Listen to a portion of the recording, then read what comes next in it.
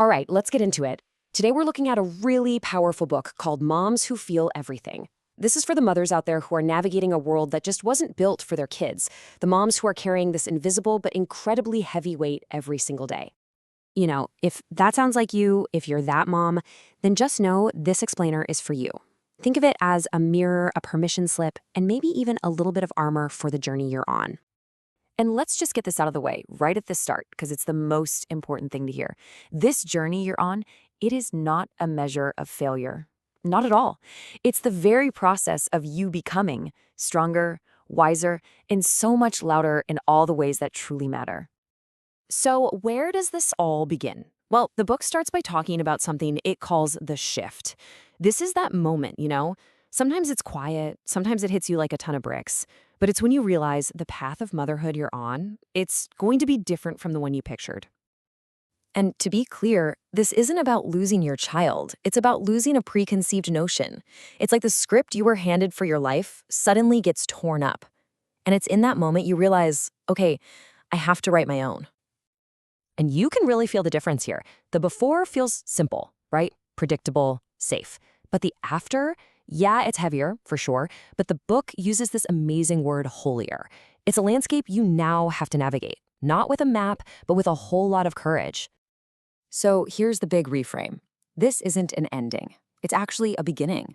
It's a calling to a unique, deeply meaningful purpose that was, in a way, chosen just for you. Okay, so once you have that internal realization, you pretty quickly have to face the outside world.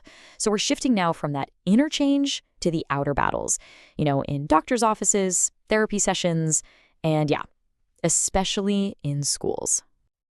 Oh man, the book just hits the nail on the head with this one. It gives a name to a feeling so many mothers know in their bones.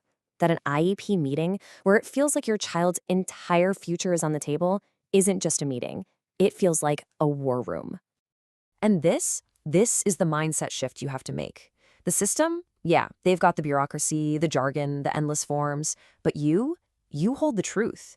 You are the absolute expert on your child. And that right there is where your power comes from. So how do you actually use that power? The book offers 3 super practical tools. I love how it frames them. They're your shield and your sword. First, document everything. Second, use a formal parent concerns letter. And third, request something called prior written notice. Okay, let's break this one down because wow, is it a game changer.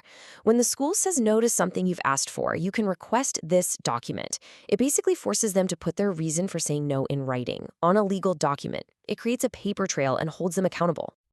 And at the end of the day, this isn't about being difficult. It's about being strategic. It's about protection. Because when you show up with the emails, the logs, when you have the receipts, you change the whole dynamic.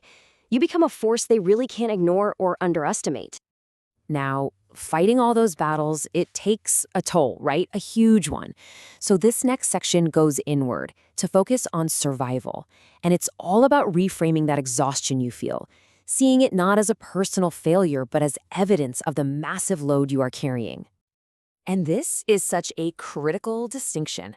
What the world sees is just the surface, right? A tired mom, a messy house. But the reality underneath? The book calls it what it is, collapse-wearing makeup. It's about rationing every last ounce of your energy just to make it through the day. So the book literally gives you a permission slip. And the first one is for your house. The goal isn't spotless. The goal is safe and functional. Seriously. Prioritizing your own well-being over a perfectly clean room isn't failing, it's wisdom. And that permission, it extends to food too. The goal is that your child is fed. How it happens doesn't matter. Cereal for dinner, that counts. Takeout, that counts. A granola bar in the car, totally counts. You are 100% allowed to choose ease. Now we get to the really complex, emotional heart of all this. The book says something so profound. It says that you can grieve the life you imagined and at the very same time celebrate the life you actually have. It's not one or the other, it's both. And this is so important to hear. It's not a contradiction. You can feel both at once. You can feel grief over the playdates that aren't happening, and then an hour later, be in complete awe of your child's brilliance. Both feelings are real, they're holy, and they are what make you human. So, what's on the other side of just surviving? This final section looks ahead with this really powerful idea that survival, as all-consuming as it feels right now, was never meant to be the final destination. It's the bridge to whatever comes next. And a huge part of what's next is finding your people. But let's be real, this kind of village doesn't just show up at your door. You have to build it brick by brick. You find those other souls, often other moms, who just get it, No longer explanation needed. And this might be the most powerful idea in the whole book. Your daily fight, your advocacy, your survival, it isn't just for your kid or your family. It's a revolutionary act. Every single time you push back against a broken system, you are making it just a little bit easier for the mothers who are coming up behind you. You're building a legacy. Which leaves us with this one final question. It's a question of hope, really. It's giving you permission to dream again, to imagine a future that's about more than just fighting. It's about asking yourself not just, what do I have to do, but what do I want? Everything we've talked about today comes from the core ideas in Moms Who Feel Everything.